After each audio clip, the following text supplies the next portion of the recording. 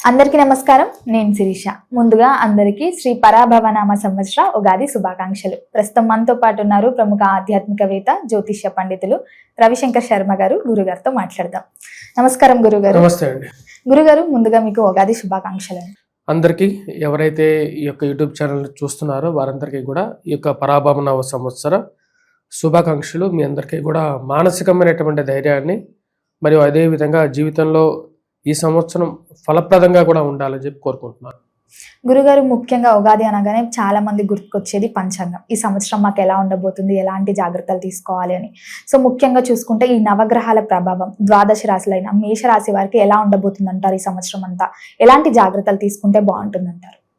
ముఖ్యంగా ఈ యొక్క సంవత్సరం మేషరాశి వారికి వచ్చేటప్పటికి ఆదాయ వ్యయాలు, రాజపూజ్య అవమానాలు మనం చూసినట్లయితే ఆదాయం 11, అదేవిధంగా వ్యయం వచ్చేటప్పటికి 5గా, అదేవిధంగా వచ్చేటప్పటికి రాజపూజ్యం 2గా, అవమానం 4గా ఉంది.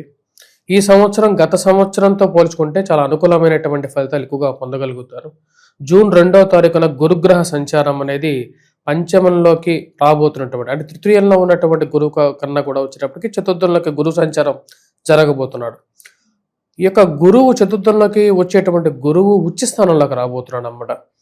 ఉచ్చ స్థానంలోకి గురు సంచారం ఎప్పుడైతే జరుగుతుందో వీరికి గృహ కొనుగోలు, వాహన కొనుగోలు సంబంధితమైన విషయాలు, గృహం కొనుక్కోవాలని చెప్పి చేసేటువంటి ప్రయత్నాల్లో అనుకూలత, అదేవిధంగా కుటుంబంలో కొంచెం మానసిక ప్రశాంతత పొందడం అనేది జరుగుతుంది.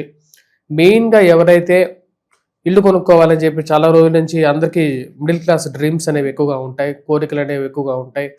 మెయిన్గా ఇల్లు కొనుక్కోవడం అనేది చిన్న కోరికగానే ఉంటుంది. కాకపోతే అది మిడిల్ క్లాస్ జనాలకు వచ్చేటప్పటికి అదొక అందని పండుగ ఉంటూ ఉంటుంది. కానీ ఈ సంవత్సరం వీరు ఆ యొక్క గృహం కొనుక్కోవడం అనేది ఒక సఫలీకృతం కావటం, అదేవిధంగా కొంచెం మానసిక ప్రశాంతత కూడా పొందగలుగుతారు. అది మేషరాశి వారికి ఈ సంవత్సరం అందుకని ఆదాయం 11గా ఉందన్నమాట. ఎందుకంటే గురువు యొక్క స్థితి ఉచ్చ స్థితిలో ఉన్నప్పుడు గృహంలో ఏదైనా శుభకార్యం జరగటం, అంటే ఇంట్లో ఎవరికైనా వివాహం జరగటం కానీ, లేకపోతే ఉద్యోగ ప్రయత్నాల్లో కొంచెం అనుకూలంగా ఉండటం కానీ, ఇంట్లో కావలసినటువంటి పిల్లలకి వివాహాలు జరగటం, అదేవిధంగా మనం చేయాలనుకున్నటువంటి పనులు ఏవైతే ఉన్నాయో ఆటంకం లేకుండా ముందుకు జరగటం అనేది మానసిక ప్రశాంతత ఇవ్వగలుగుతుంది. అదేవిధంగా ఈ సంవత్సరం డిసెంబర్ 5వ తారీఖున, అంటే జూన్ 2వ తారీఖున గురు సంచారం జరిగినప్పటికీ చతుర్థంలో గురు సంచారం కన్నా పంచమంలోకి గురువు వక్రగతిన అక్టోబర్ 31వ తారీఖున తను అతిచార స్థితిలో ముందుకు వెళ్తున్నాడు. పంచమంలో ముందుకు వెళ్ళి మళ్ళీ జనవరిలో మళ్ళీ తిరిగి వస్తున్నాడు అనమాట. అంటే అక్టోబర్, నవంబర్, డిసెంబర్లో పంచమంలో గురువు కూడా వచ్చేటప్పటికి మేషరాశి వారికి పూర్తి యోగకారకుడు. అది ముఖ్యంగా వచ్చేటప్పటికి వ్యాపారం చేసేటువంటి వారికి అక్టోబర్, నవంబర్, డిసెంబర్ చాలా అనుకూలంగా ఉంటుంది. ముందు మనం చెప్పినట్టు ప్రథమార్థం గురించి మాట్లాడతాం. ఓవరాల్ ఇయర్ కాకుండా ఫస్ట్ 6 months ఎలా ఉంటుందని దాని గురించి మాట్లాడి దాని తర్వాత సెకండ్ హాఫ్ ఎలా ఉంటుందని చూద్దాం. ఫస్ట్ హాఫ్లో కూడా వచ్చేటప్పటికి, అంటే మనం చెప్పాలంటే ఫస్ట్ హాఫ్ ఎప్పుడు ఎండ్ అవుతుంది అయ్యా అంటే ఇప్పుడు వచ్చేటప్పటికి రేపు ఏప్రిల్ నుంచి మార్చి 19 నుంచి స్టార్ట్ అయ్యి మనకు ఇంచుమించుగా అక్టోబర్ వరకు కూడా మనకు ఫస్ట్ హాఫ్ కానీ చెప్పుకోవచ్చు అనమాట. అంటే 6 months, అంటే ఏప్రిల్, మే, జూన్, జూలై, సెప్టెంబర్, అక్టోబర్ వరకు 6 months. అక్కడ దాని తర్వాత 6 months వచ్చేటప్పటికి సెకండ్ హాఫ్. ఎందుకంటే మనకి న్యూ ఇయర్ తెలుగు సంవత్సరాది వచ్చేటప్పటికి ఇక్కడి నుంచి మనం 12 నెలలు లెక్కేసుకుంటే అక్టోబర్ వరకు ఫస్ట్ హాఫ్గా చెప్పవచ్చు. ఈ ఫస్ట్ హాఫ్లో వచ్చేటప్పటికి వీరికి చాలా అనుకూలంగా ఉంటుంది. జూన్ తర్వాత ఈ యొక్క సిచ్యువేషన్స్ ఏవైతే ఉన్నాయో అవన్నీ మార్పులు రావటం మొదలెడుతూ ఉంటాయి. మెయిన్గా ఉగాది టైంగా వచ్చేటప్పటికి రవి యొక్క అనుకూలత, అంటే మార్చి టైంగా వచ్చేటప్పటికి రవి మంచి స్థానంలోకి వెళ్తాడు. అదేవిధంగా కుజుడు కూడా మంచి శివకారకమైనటువంటి స్థానంలోకి రావటం, ఉద్యోగపరంగా కొంచెం అనుకూలత, రియల్ ఎస్టేట్ సంబంధితమైన వ్యవహారాల్లో కూడా కొంచెం అనుకూలమైనటువంటి స్థితి అనేది ఏర్పడుతూ ఉంటుంది. ఈ రాశి వారికి వచ్చినప్పటికీ ఏలినాటి శని ప్రభావం అనేది కూడా ఒకటి ఉంది. ఇది మెయిన్గా వయోవృద్ధులకి ఆరోగ్యపరంగా కొంచెం ప్రభావం చూపించేటువంటిది. ఆరోగ్యపరంగా ఎవరైతే ఇబ్బందులు పడుతున్నారో వారు కొంచెం జాగ్రత్తలు అనేవి కూడా తీసుకోవాలి.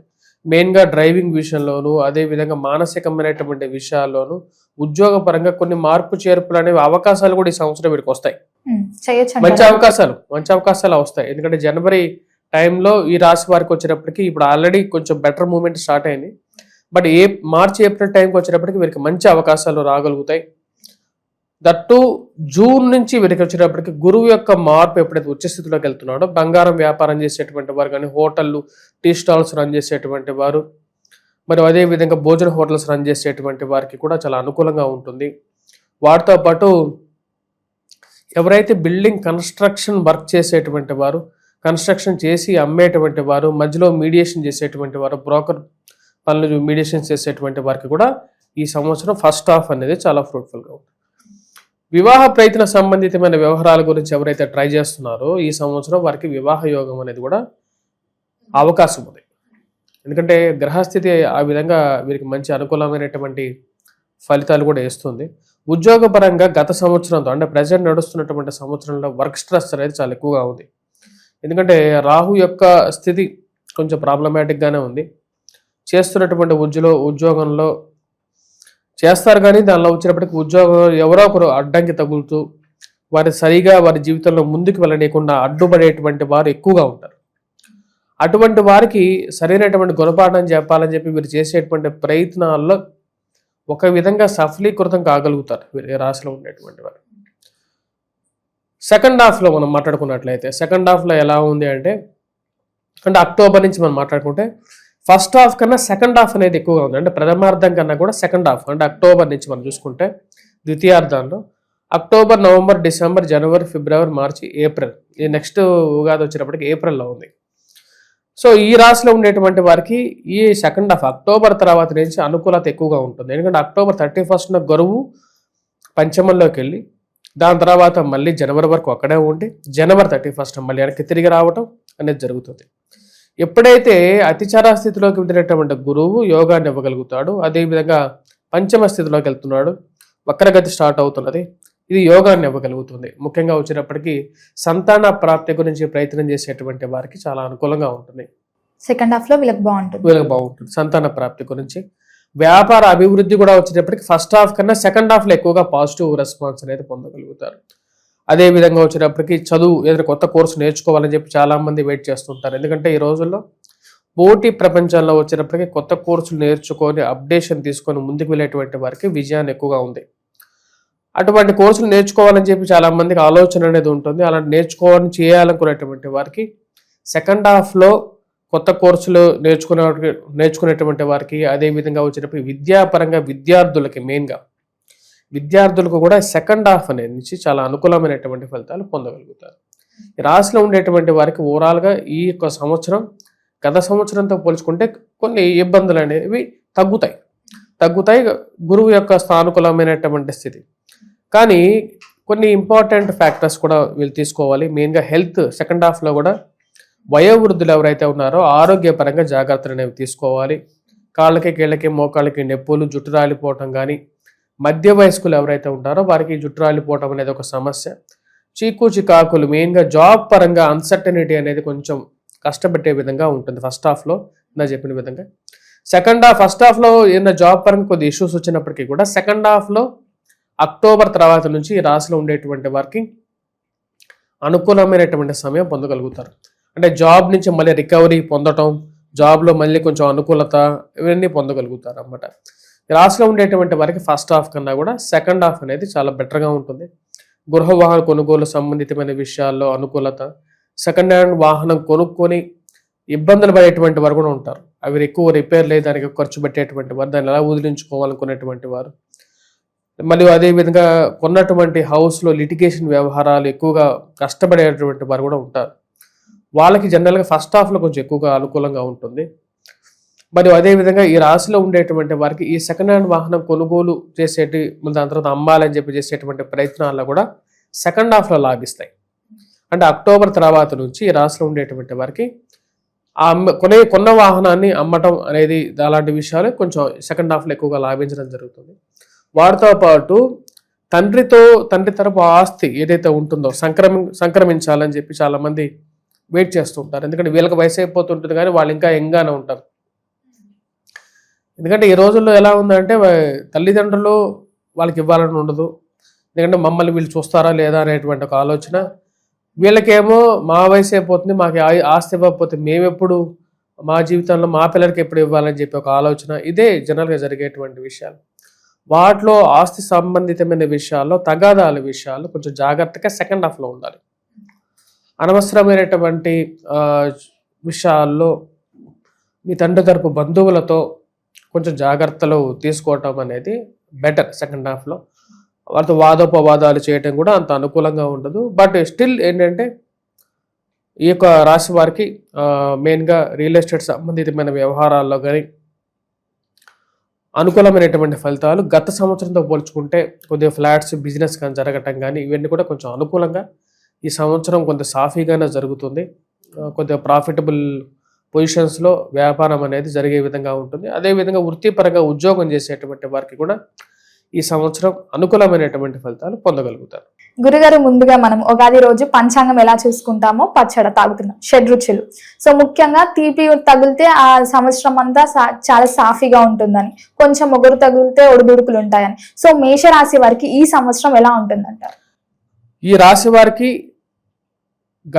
చెప్పాలంటే వారు తినేటువంటి ఈ యొక్క 6 రుచులు కలిగినటువంటి ఉగాది పచ్చడిలో వీరికి తగిలేటువంటిది తీపి, దాంతోపాటు కొంచెం వగరు తగులుతూ ఉంటుంది. అంటే కొంచెం తీయగా ఉంటుంది, ఎక్కువ శాతం తీయగానే ఉంటుంది వారికి వచ్చేటువంటి ఈ యొక్క ఉగాది పచ్చడి. చివరిలో మటుకు కొంచెం కొంచెం అంటే మొదట్లో కొంచెం వగరు తగిలినప్పటికీ కూడా మిక్స్డ్గా ఉంటుంది. బట్ ఓవరాల్గా తీపిగానే ఉంటుంది ఈ సంవత్సరం. ఎందుకంటే ఈ సంవత్సరం ఈ రాశిలో ఉండేటువంటి వారికి ఆదాయం financially they are very stable first of all. దాని తర్వాత కానీ మనకు దక్కాల్సినటువంటి గౌరవం కన్నా మనం ఏదైనా ఎక్కువ ఎక్స్పెక్ట్ చేసినప్పుడు అది కొంచెం అవమానంగా మనం భరించాల్సినటువంటి పరిస్థితి ఏర్పడుతుంటుంది. మోర్ దెన్ ఎక్కువ ఎక్స్పెక్ట్ చేస్తున్నట్లయితే. బట్ స్టిల్ ఏంటంటే ఈ సంవత్సరం వీరికి తీపే ఎక్కువగా ఉంది కంపారిటివ్గా చెప్పాలంటే. ఇంకా మిగతా విషయాలకు వస్తే ఈ యొక్క సంవత్సరం ఓవరాల్గా వచ్చేటప్పటికి ఇలా ఉన్నప్పటికీ కూడా నక్షత్ర ప్రకారంగా కూడా ఎలా ఉందనేది తెలుసుకుందాం. అదే ముఖ్యంగా కందాయ ఫలం అంటే నక్షత్ర ఫలంగానే చెప్పడం జరుగుతుంది. అంటే మన ఫస్ట్ హాఫ్ చూసుకున్నట్లయితే మెయిన్గా March to July first half అన్నమాట. మార్చ్ టు జూలై అశ్విని నక్షత్రానికి అధికమైనటువంటి ఫలితం, పూర్తి ఫలితాన్ని పొందగలుగుతారు. మార్చ్ టు జూలై వాళ్ళు చేయాలనుకున్నటువంటి పని వృత్తిపరంగాను వ్యాపార పరంగాను అధికమైనటువంటి ఫలితాన్ని పొందగలుగుతారు, సఫలీకృతం కాగలుగుతారు. అదేవిధంగా వచ్చేటప్పటికి సెకండ్ హాఫ్ అంటే వచ్చేటప్పటికి ఆగస్ట్ నుంచి నవంబర్ వరకు అన్నమాట. జూలై తర్వాత ఆగస్ట్ నుంచి నవంబర్ వరకు వచ్చేటప్పటికి నిష్ఫలితం అనేది ఎక్కువగా ఉంది, అంటే ఫలితం అనేది తక్కువగా ఉంది. వారు చేసినటువంటి పనిలో ఎక్కువగా ఉత్తీర్ణత రాక కొంచెం ఇబ్బంది పడాల్సినటువంటి పరిస్థితి ఉంటుంది. మెయిన్గా ఈ రాశిలో ఉండేటువంటి వారికి డిసెంబర్లో జరిగేటువంటి రాహుకేతుల యొక్క మార్పు కొంచెం ప్రభావితం చేయగలుగుతుంది. మరియు అదేవిధంగా ఈ రాశిలో ఉండేటువంటి వారికి ఈ యొక్క సెకండ్ హాఫ్ అంటే సెకండ్ ట్రై సెమిస్టర్గా చెప్పచ్చు. అంటే ఆగస్ట్ నుంచి నవంబర్ వరకు కొంచెం జాగ్రత్తలు తీసుకోవాలి. మరియు అదేవిధంగా వచ్చేటప్పటికి చివరిగా చెప్పాలి అంటే వచ్చేటప్పటికి డిసెంబర్ నుంచి ఏప్రిల్ వరకు, అంటే నెక్స్ట్ న్యూ ఇయర్ ఏప్రిల్లో వస్తుంది తెలుగు సంవత్సరాది. ఆ తెలుగు సంవత్సరాది పీరియడ్లో కూడా వచ్చేటప్పటికి లాస్ట్ క్వార్టర్లో కూడా కొంచెం తక్కువ ఫలితాన్ని వీరు ఎక్స్పెక్ట్ చేయాలి. అంటే వీరు ఈ ఎక్కువ నక్షత్రాలకి అశ్విని నక్షత్రానికి అంత అనుకూలంగా లేదు. అదేవిధంగా వచ్చిన భరణి నక్షత్రానికి మనం చూసుకున్నట్లయితే ఈ సంవత్సరం చాలా అనుకూలమైనటువంటి ఫలితాలు పొందగలుగుతారు. భరణి నక్షత్రానికి అధికమైనటువంటి ఫలితాన్ని పొందగలుగుతారు. వృత్తిపరంగా అనుకూలంగా, వ్యాపార పరంగా అనుకూలంగా, అదేవిధంగా చేసేటువంటి పనిలో సఫలీకృతం కానీ, రాజకీయంగా కానీ, రియల్ ఎస్టేట్ ప్రకారంగా కానీ మంచి అనుకూలమైనటువంటి ఫలితాలు పొందుతారు.